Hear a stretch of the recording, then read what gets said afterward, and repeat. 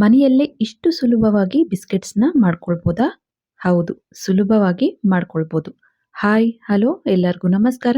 ಜ್ಯೋತಿ ಪಾಕಶಾಲೆಗೆ ತಮ್ಮೆಲ್ಲರಿಗೂ ಸ್ವಾಗತ. ಹೊಸದಾಗಿ ನಮ್ಮ ಕುಕಿಂಗ್ ವಿಡಿಯೋಸ್ ನೋಡ್ತಿದ್ದಲ್ಲಿ ಪ್ಲೀಸ್ ಸಬ್ಸ್ಕ್ರೈಬ್ ಮಾಡ್ಕೊಳ್ಳಿ. ಈ ರೆಸಿಪಿ ಇಷ್ಟ ಆದಲ್ಲಿ ಒಂದು ಲೈಕ್ ಮಾಡಿ. ಈ ವಿಡಿಯೋದಲ್ಲಿ ನಾನು ಬೇಕರಿಯಲ್ಲಿ ಸಿಗುವಂತಹ ಬಿಸ್ಕೆಟ್ ರೆಸಿಪಿಯನ್ನ ಮನೆಯಲ್ಲೇ ಯಾವ ರೀತಿ ಸಿಂಪಲ್ ಆಗಿ ಮಾಡ್ಕೊಳ್ಬೋದು ಅಂತ ನಿಮ್ಮೊಂದಿಗೆ ಶೇರ್ ಮಾಡ್ಕೊಳ್ತಾ ಇದ್ದೇನೆ. ಬೇಕರಿಯಲ್ಲಿ ಅಂದಲ್ಲಿ ಮಾಮೂಲಿಯಾಗಿ ಅವರು ಮೈದಾನ ಬಳಸಿ ಮಾಡ್ತಿರ್ತಾರೆ.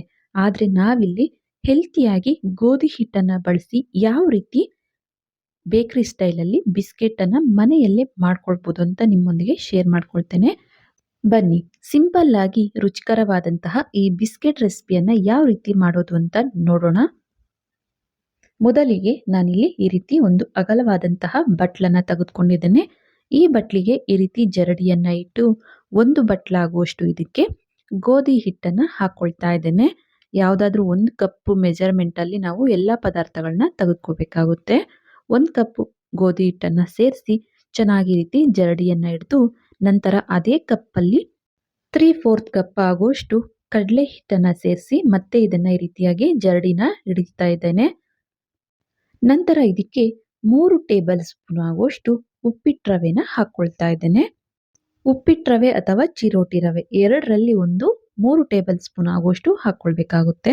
ನಂತರ ಚಿಟಿಕೆ ಆಗುವಷ್ಟು ಇದಕ್ಕೆ ಉಪ್ಪನ್ನ ಸೇರಿಸ್ಕೊಳ್ತಾ ಇದ್ದೇನೆ.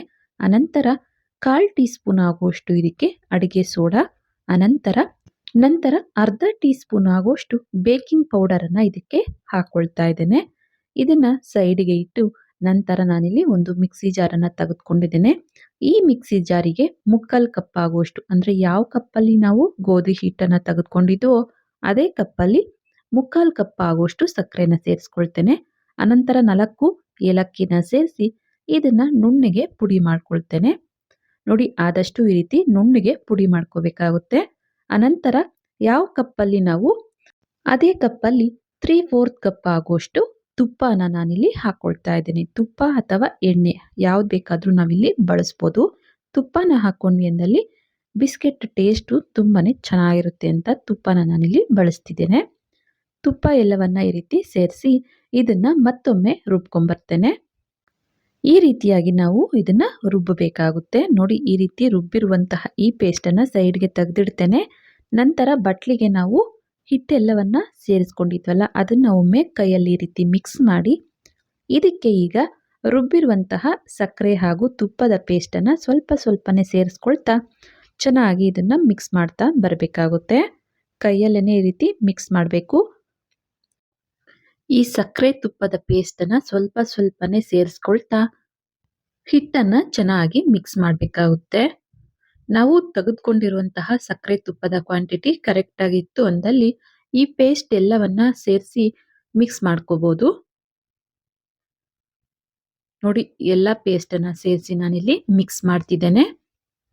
ನಾವು ಚಪಾತಿಗೆಲ್ಲ ಗೋಧಿ ಹಿಟ್ಟನ್ನ ಯಾವ ರೀತಿ ಕಲಿಸ್ಕೊಳ್ತೀವೋ ಅದಕ್ಕಿಂತ ಸ್ವಲ್ಪ ಸಾಫ್ಟ್ ಆಗಿ ನಾವು ಇದನ್ನ ಕಲಿಸ್ಕೊಳ್ಬೇಕಾಗುತ್ತೆ.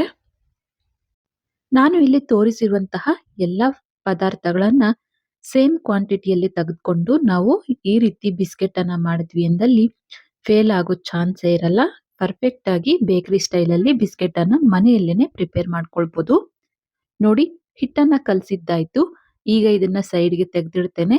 ನಂತರ ನಾನಿಲ್ಲಿ ಒಂದು 10ರಿಂದ 15 ಆಗುವಷ್ಟು ಗೋಡಂಬಿ, ಒಂದು 15 ಆಗುವಷ್ಟು ಬಾದಾಮಿನ ಈ ರೀತಿಯಾಗಿ ಪುಡಿ ಮಾಡಿಟ್ಟಿದ್ದೇನೆ. ನಂತರ ನಾನಿಲ್ಲಿ ಈ ಬಿಸ್ಕೆಟ್ ಅನ್ನ ಬೇಕ್ ಮಾಡ್ಲಿಕ್ಕೆ ಅಂತ ಈ ರೀತಿ ಒಂದು ತಟ್ಟೆಗೆ ಸ್ವಲ್ಪ ತುಪ್ಪನ ಈ ರೀತಿ ಸ್ಪ್ರೆಡ್ ಮಾಡ್ಕೊಳ್ತಾ ಇದ್ದೇನೆ. ನಾವಿಲ್ಲಿ ಈ ಬಿಸ್ಕೆಟ್ ಅನ್ನ ಬೇಕ್ ಮಾಡ್ಲಿಕ್ಕೆ ಅಂತ ಓವೆನ್ ಬಳಸ್ತೇನೆ. ಗ್ಯಾಸ್ ಮೇಲೆನೆ ಯಾವ ರೀತಿ ಬೇಕ್ ಮಾಡ್ಬೋದು ಅಂತಾನು ತೋರಿಸ್ಕೊಡ್ತಾ ಇದ್ದೇನೆ. ತಟ್ಟೆಗೆ ತುಪ್ಪನ ಸ್ಪ್ರೆಡ್ ಮಾಡಿ ಸೈಡ್ಗೆ ತೆಗೆದಿಟ್ಟು ನಂತರ ನಾವಿಲ್ಲಿ ಕಲಸಿಟ್ಟಂತಹ ಈ ಬಿಸ್ಕೆಟ್ಟಿನ ಮಿಶ್ರಣನ ಪೂರಿ ಹದಕ್ಕೆ ಉಂಡೆನ ಮಾಡಿಕೊಂಡು ಸ್ವಲ್ಪ ಈ ರೀತಿ ಕೈಯಲ್ಲಿ ಈ ರೀತಿಯಾಗಿ ತಟ್ಟಬೇಕಾಗುತ್ತೆ. ಈ ರೀತಿಯಾಗಿ ರೌಂಡ್ ಶೇಪ್ ಮಾಡಿ ಮೇಲೆ ನಾನಿಲ್ಲಿ ಡ್ರೈ ಫ್ರೂಟ್ಸ್ ಕಟ್ ಮಾಡಿರುವಂತಹ ಡ್ರೈ ಫ್ರೂಟ್ಸ್ ಅನ್ನ ಸ್ಪ್ರೆಡ್ ಮಾಡಿ ಸ್ವಲ್ಪ ಇವನ್ನ ಈ ರೀತಿ ಪ್ರೆಸ್ ಮಾಡ್ತಿದ್ದೇನೆ. ನೋಡ್ಬೋದು, ಬಿಸ್ಕೆಟ್ ಮಿಶ್ರಣ ರೆಡಿ ಆಗಿದೆ. ಇದನ್ನ ನಾನಿಲ್ಲಿ ತುಪ್ಪ ಸ್ಪ್ರೆಡ್ ಮಾಡಿರುವಂತಹ ತಟ್ಟೆಗೆ ಒಂದೊಂದಾಗಿ ರೆಡಿ ಮಾಡಿ ಇಡ್ತಿದ್ದೇನೆ. ಇದೇ ರೀತಿಯಾಗಿ ಮಾಮೂಲಿಯಾಗಿ ನಾವು ಪೂರಿ ಸೈಜ್ಗೆ ಈ ಬಿಸ್ಕೆಟ್ ಮಿಶ್ರಣನ ತೆಗೆದುಕೊಂಡು ಈ ರೀತಿಯಾಗಿ ಸ್ವಲ್ಪ ಇದನ್ನ ಲಟ್ಟಿಸ್ಬೇಕಾಗುತ್ತೆ. ಈ ಬಿಸ್ಕೆಟ್ ಅನ್ನ ಯಾವ ಶೇಪಿಗಾದ್ರೂ ಮಾಡ್ಕೊಳ್ಬಹುದು. ನಾನಿಲ್ಲಿ ಮಾಮೂಲಿಯಾಗಿ ಸರ್ಕಲ್ ಶೇಪ್ ಅಲ್ಲಿ ತೋರಿಸ್ತಾ ಇದ್ದೇನೆ. ನೋಡಿ, ಈ ರೀತಿ ಸ್ವಲ್ಪ ಲಟ್ಟಿಸಿ ಮೇಲೆ ಡ್ರೈ ಫ್ರೂಟ್ಸ್ ಅನ್ನ ಹಾಕಿ ಸ್ವಲ್ಪ ಪ್ರೆಸ್ ಮಾಡಿ ರೆಡಿ ಮಾಡ್ಕೊಳ್ತಾ ಇದ್ದೇನೆ. ಇದೇ ರೀತಿಯಾಗಿ ನಾನಿಲ್ಲಿ ಎಲ್ಲವನ್ನ ರೆಡಿ ಮಾಡ್ಕೊಳ್ತೇನೆ. ಎಷ್ಟು ಅಗಲ ಬೇಕೋ ಅಷ್ಟು ಅಗಲನ ಲಟ್ಟಿಸಿ ಡ್ರೈ ಫ್ರೂಟ್ಸ್ ಅನ್ನ ಈ ರೀತಿ ಸ್ಪ್ರೆಡ್ ಮಾಡ್ಕೊಳ್ತಾ ಇದ್ದೇನೆ. ನೋಡ್ಬೋದು, ಇದೇ ರೀತಿಯಾಗಿ ಎಲ್ಲವನ್ನ ನಾನಿಲ್ಲಿ ಪ್ರಿಪೇರ್ ಮಾಡ್ಕೊಳ್ತೇನೆ. ನೋಡಿ, ತಟ್ಟೆಗೆ ಹಿಡಿಯುವಷ್ಟು ನಾನಿಲ್ಲಿ ರೆಡಿ ಮಾಡಿ ಇಟ್ಕೊಂಡಿದ್ದೇನೆ. ಈಗ ಇವನ್ನ ಬೇಕ್ ಮಾಡೋದು ಹೇಗೆ ಅಂತ ತೋರಿಸ್ಕೊಡ್ತೇನೆ. ಈ ರೀತಿ ಅಗಲವಾದಂತಹ ಕಡಾಯಿಗೆ ನಾನಿಲ್ಲಿ ಪುಡಿ ಉಪ್ಪನ್ನ ಸೇರಿಸಿ ಸ್ಟ್ಯಾಂಡ್ ಅಥವಾ ಈ ರೀತಿ ಪ್ಲೇಟ್ ಅನ್ನ ಇಟ್ಟು ಇದನ್ನ ಪ್ರೀ ಹೀಟ್ ಮಾಡ್ಕೊಳ್ಬೇಕು. ಒಂದು 3 ನಿಮಿಷ ಇದನ್ನ ಮೀಡಿಯಂ ಊರಲ್ಲಿ ಬಿಸಿ ಮಾಡಿಕೊಂಡ ನಂತರ ಇದಕ್ಕೆ ಬಿಸ್ಕೆಟ್ ಮಾಡಿಟ್ಟಂತಹ ತಟ್ಟೆನ ಇಟ್ಟು ಈ ರೀತಿ ಪ್ಲೇಟ್ ಅಥವಾ ಲಿಡ್ ಅನ್ನ ಕ್ಲೋಸ್ ಮಾಡಿ 30 ರಿಂದ 35 ನಿಮಿಷ ಲೋ ಫ್ಲೇಮ್ ಅಲ್ಲಿ ಇದನ್ನ ಬೇಕ್ ಮಾಡಬೇಕಾಗುತ್ತೆ. ನೋಡಿ, ನಾನಿಲ್ಲಿ ತೋರಿಸ್ತಾ ಇದ್ದೇನೆ. ನಾನಿಲ್ಲಿ ಒಂದು 35 ನಿಮಿಷ ಇದನ್ನ ಬೇಕ್ ಮಾಡಿದ್ದೆ. ಸ್ವಲ್ಪನೂ ಕೈಗೆ ಅಂಟಿಲ್ಲ. ಈಗ ಇದನ್ನ ತೆಗೆದಿಟ್ಟು ಮಕ್ಕಳಿಗೆ ಇಷ್ಟ ಆಗುವ ರೀತಿ ಈ ರೀತಿ ಸ್ಮೈಲಿ ಫೇಸ್ ಅಲ್ಲಿ ರೆಡಿ ಮಾಡ್ಕೊಂಡಿದ್ದೇನೆ. ಡ್ರೈ ಫ್ರೂಟ್ಸ್ ಅನ್ನ ಸೇರಿಸ್ತೇನೆ. ಈ ರೀತಿ ಸ್ಮೈಲಿ ಫೇಸ್ ಅಲ್ಲಿ ರೆಡಿ ಮಾಡಿಟ್ಟಿದ್ದೇನೆ. ಚಾಕೋ ಚಿಪ್ಸ್ ಅನ್ನ ಈ ರೀತಿ ಕಣ್ಣಿನ ರೀತಿಯಲ್ಲಿ ಇಟ್ಟು ಸ್ಪೂನಿನ ಸಹಾಯದಿಂದ ಈ ರೀತಿ ಸ್ಮೈಲಿ ಮಾಡ್ಕೊಂಡಿದ್ದೇನೆ. ಈಗ ಇದನ್ನ ಕಡಾಯಿಗೆ ಇಟ್ಟು ಲಿಡ್ ಅಥವಾ ಪ್ಲೇಟ್ ಅನ್ನ ಮುಚ್ಚಿ 30 ರಿಂದ 35 ನಿಮಿಷ ಲೋ ಫ್ಲೇಮ್ ಅಲ್ಲಿ ಇದನ್ನ ಬೇಕ್ ಮಾಡ್ಕೊಳ್ತೇನೆ. ನೋಡಿ, ಮೊದಲಿಗೆ ಡ್ರೈ ಫ್ರೂಟ್ಸ್ ಅನ್ನ ಹಾಕಿ ನಾವು ಬೇಕ್ ಮಾಡಿರುವಂತಹ ಬಿಸ್ಕೆಟ್ ಅನ್ನ ತೋರಿಸ್ತಾ ಇದ್ದೇನೆ. ನಾವಿಲ್ಲಿ ತಟ್ಟೆಗೆ ಸ್ವಲ್ಪ ತುಪ್ಪನ ಸ್ಪ್ರೆಡ್ ಮಾಡಿರೋದ್ರಿಂದ ಈಸಿಯಾಗಿ ಈ ಬಿಸ್ಕೆಟ್ ಬೇರ್ಪಡ್ತವೆ. ನೋಡ್ಬೋದು ಎಷ್ಟು ಈಸಿಯಾಗಿ ಬರ್ತಿದಾವೆ ಅಂತ. ನೋಡಿ, ಸ್ವಲ್ಪನೂ ಸೀದೋಗಿಲ್ಲ. ಹಾಗೇನೆ ಪರ್ಫೆಕ್ಟ್ ಆಗಿ ಇವು ಬೇಕಾಗಿದ್ದಾವೆ.